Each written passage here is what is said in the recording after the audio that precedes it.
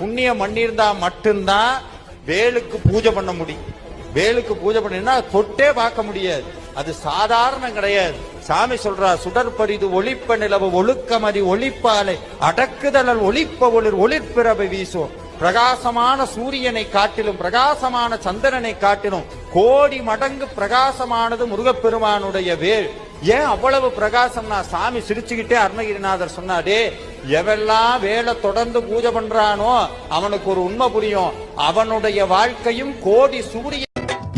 தைப்பூசம் வந்ததையா, தைப்பூசம் வந்ததையா, தரையெல்லாம் மேகம் வந்து நீராட்டும் நேரமையா. ஆண்டி குமரனுக்கு அபிஷேகம் நடக்குதையா, தந்தனம் பன்னீரும் திருநீரும் மணக்குதையா. பழனிமலை யானே என்று பக்தியோடு பாடுகிறோம், பழமாக இனிப்பவனை பசியார பார்க்க